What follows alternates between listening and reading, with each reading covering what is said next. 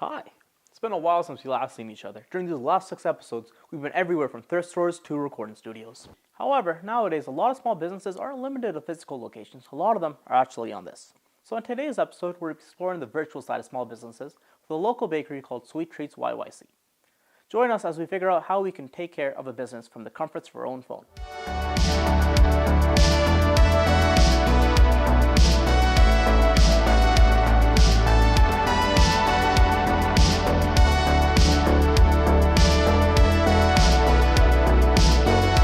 Welcome to another episode of Aman Taking Care of Business. Today, I'm interviewing the owner of Sweet Treats, Avneet. Avneet, how are you doing today? I'm good. How are you? You know what? I could be better, but I'm more hungry than anything. So, can you help me out? Yes. Today we're going to be making chocolate cupcakes. Why not vanilla? Because chocolate's a bit easier to make. It's a bit faster, and it's also my favorite. So, all right, let's get to it. So, what do you need to actually make these cupcakes? Okay, so we're going to start off by doing the dry ingredients first.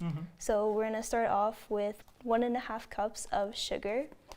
We're going to go ahead and we're going to pour it into our bowl. That looks more than 1.5 cups to me. No, it's measured out. It's measured out. It is 1.5. Okay, and now we're going to grab our sifter if you want to grab it. Sure. We're going to place it on top of the bowl now. Just like this? Yep. Okay. Perfect. And now we're going to take 1.5 cups of all-purpose flour. You can dump this. And all of it just straight into the sifter. So I can just pour the whole thing? Whole thing, yep. Now, next thing that we're going to do is we're going to grab our baking soda. It's right here. And What is the difference between baking powder and soda? Baking soda reacts more with vinegar to help it rise, and baking powder doesn't really need to react with vinegar. Yeah, so we're going to grab these little teaspoons, and we're going to do 1.5 teaspoon of baking soda. Do you want to? I might mess it up, but I have faith. So is this a tablespoon or a teaspoon? That's 1 teaspoon. Do people, is this like how they used to make tea back in the day? Like that much tea they would put in there? You're kind of missing the, okay. You think so? I think it's pretty good, if anything. Does this look perfect to you? Yep, It doesn't look too perfect to me, to be honest. It's okay, practice takes perfect. Yeah, you got definitely more experience than me, so just dump this in too? Just dump it in, yeah. Okay. And now you're going to do the same thing you just did with the 1/2 teaspoon, because we're doing 1.5 in total. What mistakes do you see a lot of rookies make like myself right now? Like this? Like that? Is that a big mistake? Dumping out the entire thing, possibly. Don't worry, as long as we get it in the bowl, that's what matters, right? Yep, at the end of the day. Next thing we're going to do is we're going to add 3/4 teaspoon of baking powder. This one will be a little easier for you to pour, no mess. You're giving me too much credit. We're going to do the 1/4 3 times because they don't invent a 3/4 one. Next thing and last, or second last of our dry ingredients will be salt. You're going to add 3/4 again. 3/4 again. 3/4 of a teaspoon again. How long does it usually take you to make some cupcakes? Usually just around 10 minutes, to be honest. Depends how many you're making. Today we're making 12, but usually it takes only about like 10 minutes. It's pretty quick. Cocoa powder. So we are going to add... Oh, that's wrong. We are going to add 3/4 of a cup. So that's with a spoon. Okay. And you're going to pour 3/4 of a cup. Yeah. So if we do some math, you can just... Oh, math is not my strong suit. Clearly. You got to explain this to me. We're going to do 1/2 cup plus 1/4 of a cup. There. And then all you got left is this one. And then dump that. Powdered up there. Now all you have to do is sift it together, and then that's it for our dry ingredients. All right. You want to do the sifting? So is there like a method to the sifting that I should be doing? Just like this? Usually I hit the, kind of. Look at the sauce I have right here. See how Look at this. Look at this. I guess that works, but usually to do it a lot faster, I just hit the side of it. Like that? Well, continuously, not just hit. Yeah. Like slowly. A little bit more. Okay, you know what? We're just gonna. I guess we should let the professionals do it, I guess, eh? And it'll come a lot faster and make a lot less of a mess. So why do you want to put it in a sifter? Because you see how right here we can see that there's a lot of clumps. So we don't want those clumps into the final batter because it's gonna come out clumpy obviously, and then when you end up baking it, you can bite into just straight raw batter.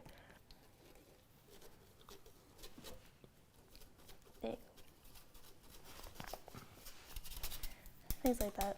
Okay. Is this it for the dry ingredients? That is it. Now we're just gonna mix these all together. All right, so we're mixing up these ingredients right now.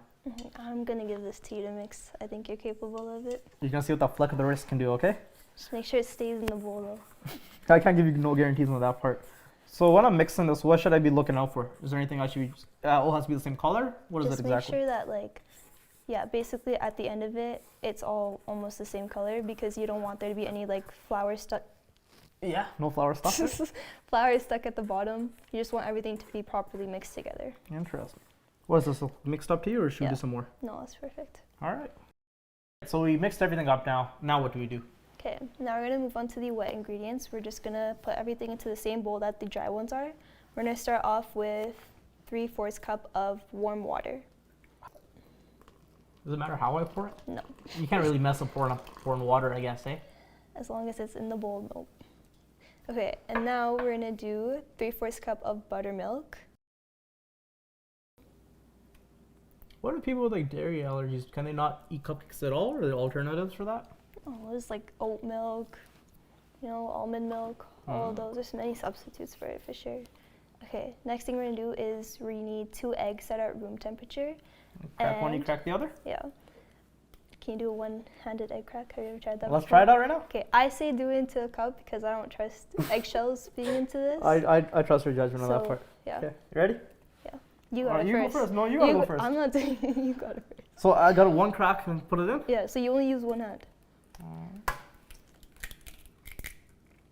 There's something going on there.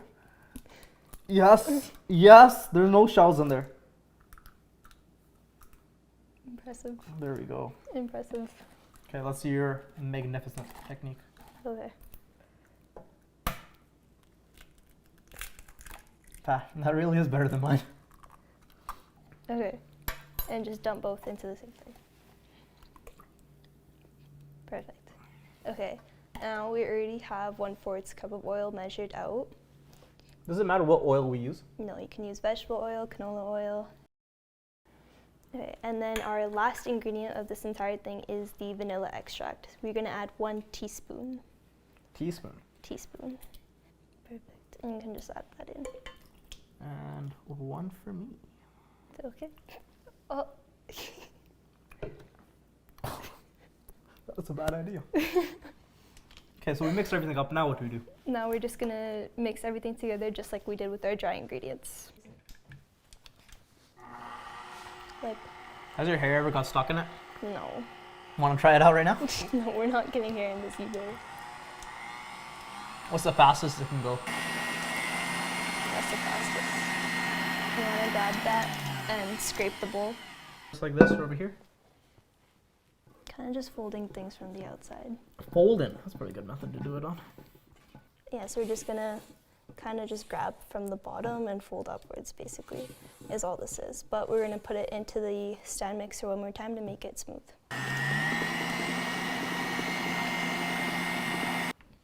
Okay. Now we have our batter ready. Now can we put it into the baking trays? Yep. All right, so what are these little things here? Okay, so these are the cupcake liners, and what we are gonna do is we are gonna separate them one by one. Are they edible? No, don't try it. Okay, so the 1 by 1 in there? One by one, yeah. Okay. There is 2. Ugh. When I'm wrong, I'm wrong. I stand corrected.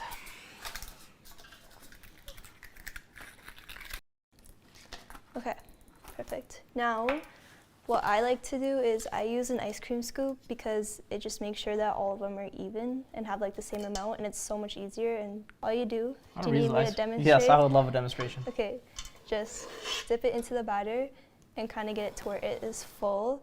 Just make sure you kind of take off like the excess and just pour it in. You give me too much faith, if anything. It'll be fine. Okay, so scoop those in there.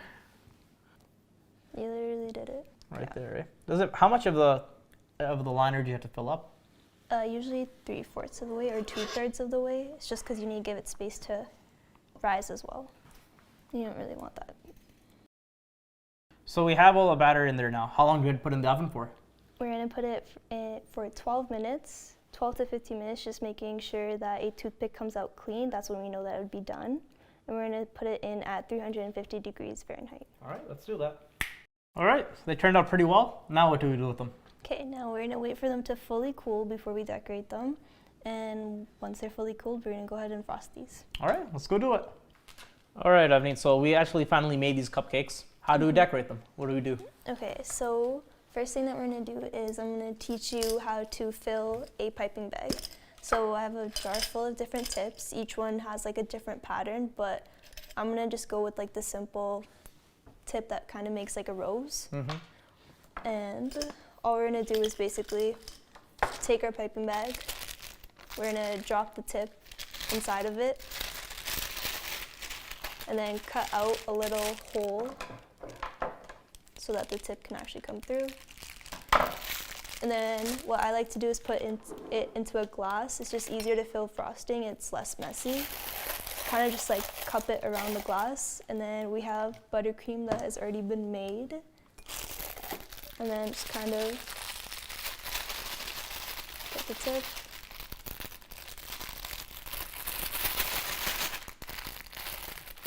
Wow, very easy it looks like, eh? And there you go. Okay, so you're gonna start in the middle of the cupcake and work your way outwards. So you want to apply constant pressure to the bag, okay? And I want to just kind of just like a watch and learn type of thing. But you start from the center, kind of go around, kind of pipe it like that. Just like that? Okay, let's see. I'll see if I can replicate it. Oh my, why is it not sticking onto mine? See what I got here? This does not look edible. All right, I did something. Over here. How many do you do a day?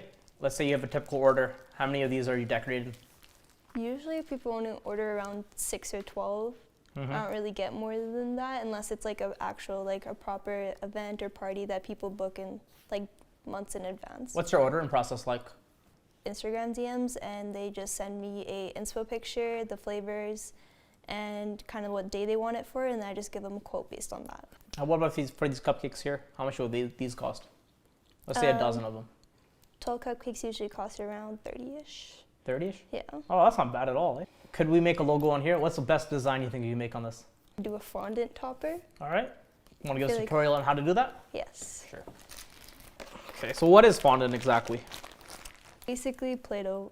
I feel like it's Play-Doh, but I personally hate the taste of fondant. Did you like the taste of Play-Doh as a kid? I've never actually tried Play-Doh. I was never that kid.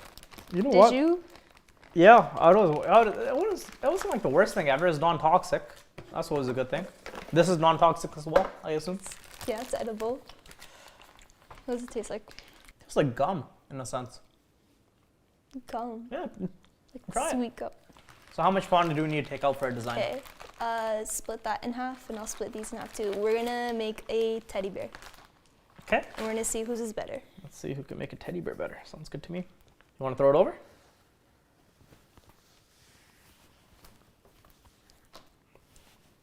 Sweet. Okay. That looks like mine would be more of a polar bear teddy bear than anything, eh? So I would say just take a small amount. Okay. Is this small, you'd say? Yeah. And then just kind of roll it out into like a head shape. Okay. What a teddy bear would look like. And literally just think of it like Play-Doh. Why do people request fondant on their cakes? Just for designs? Some people probably do prefer fondant over buttercream, but definitely I feel like it gives a cleaner finish than normal buttercream would. What is that supposed to be right now? What are we These are looking at? eyes so far that I have for the camera here. That's what my design's looking like. Little pupils on them now. Oh God. What do you mean? This guy looks So adorable. it's not going to have like a body? Huh? No body? No. You're taking a completely different take on this. I might. It's like Play-Doh. You can just be creative with it. You know what I mean? Do you ever have like stress dreams over cake? Yes. Yeah? I do. Like, for example, this week I kind of overbooked myself. So literally last night I woke up to thinking I forgot like 150 cake pop orders. You know? What's the biggest order you had at one time? It was for an engagement party. It was over 200 treats in total, like cake pop, strawberries, cupcakes, all of that. So like, what made you want to go into like this whole industry here? Where did this passion come from? A couple years ago, I would always make cakes for like my mom and dad on like their birthdays or Mother's Day or like anything like that. And I feel like it's just, I've always had, like it's always been so much fun to me to do this stuff, and I've been doing it for so long, and everyone was just like, oh, like, you know, your stuff is pretty good, like why not just turn into something you can do more frequently, you know, like because birthdays only come like once in a while, right? That's true. So then I was just like, you know what, why not? It might go really good or it might go really bad. You know, you don't know until you try. What was the biggest challenge you first had when you started your business? Were you a little overwhelmed?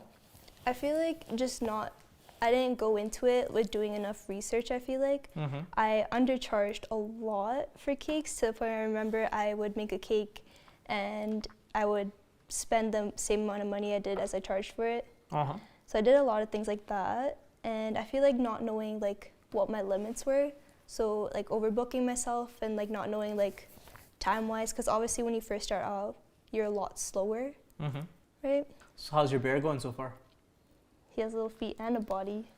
Interesting. Just gotta do little details on it. It's looking good. Kind of fell, but it's okay.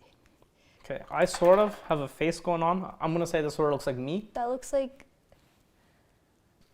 It's taking a little while to make it a little bear there, right? Because I'm actually putting in a lot of detail and effort. If anything, you're making more Play-Doh than a cupcake. First of all, that has no difference, okay? We addressed that fondant is the same as Play-Doh. I'm saying my man has character. Your bear is generic. My bear is not even done yet. You can't judge my bear without it even being half done. So why do you not have a website right now? Why is Instagram, all your clientele is basically from there? I feel like Instagram reaches like the target audience more, because I feel like it's just a great way for people to see firsthand what you're doing. You know, like a lot of people spend so much time on Instagram, right? So them seeing like me post stories of my cakes, the posts and everything, I feel like it reaches out. The way I grew my followers is basically just going and requesting a lot of people, so that they can firsthand see like, oh, you know, they'll stalk your page, see if, you know, if they like it, they'll follow you or not. And I feel like just like getting friends and family to just shout out your page, you know, just doing a lot of cakes first, posting all of them first too, so people know what you're capable of. Interesting. So like by the time they look at your page, there's already a full resume there. Basically, That's all you need, eh? Yeah. Because if you like, you know, you make a page without any posts, and how is someone supposed to know if your cakes are gonna be, you know, like nice, not nice? Like they don't know what they're walking into. All right, I got you. So for the rows, is there a technique I should be doing at it?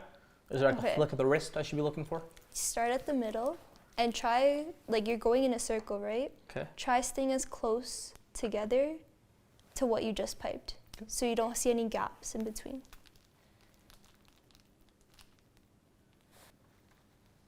I think that's a major difference from what I did before. That was actually really good. There we go. I think I deserve a little treat.